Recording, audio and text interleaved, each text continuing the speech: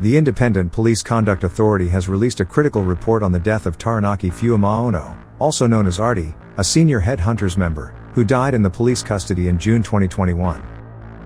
The report highlights significant failures by police staff in monitoring his welfare and responding to his medical distress. Ardie had been taken to Auckland City Hospital by his family after experiencing severe abdominal pain. He was placed into an induced coma overnight, and medical staff discovered 26 grams of methamphetamine in his underwear. The following day, he was discharged from the hospital and taken into police custody at around 6 p.m.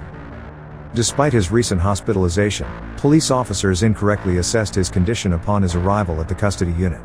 The evaluation form, which determines the level of care required, was missing vital information, including his recent coma and the presence of drugs in his system.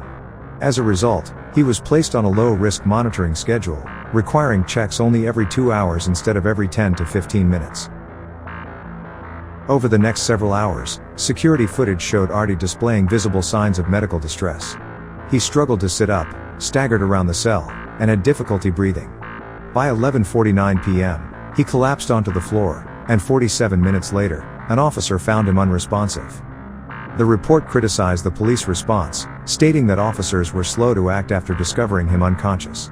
It took over a minute for an officer to enter the cell, another 20 seconds to check his pulse, and 3 more minutes before a defibrillator was brought in and an ambulance was called. CPR was not started until nearly 5 minutes after he was found unresponsive. While the autopsy cited multiple health conditions, obesity, hypertension, and sleep apnea, along with methamphetamine and tramadol use as contributing factors, medical experts stated that his death may have been unavoidable. However, the report stressed that police have a duty of care to all detainees and should have responded more urgently. Following the incident, WorkSafe New Zealand prosecuted police for allegedly failing in their duty of care, but the case was dropped before trial, as WorkSafe determined the prosecution was not in the public interest. In response to the report, Inspector Gray Anderson, the relieving Auckland City District Commander, acknowledged the failures and stated that police had since improved their training and procedures. Changes include giving stronger consideration to recent hospital admissions when assessing detainees and implementing a national custody team to oversee policies and training. The headhunter member's death remains the subject of coronial proceedings, and police continue to work with agencies like WorkSafe and to improve detainee care.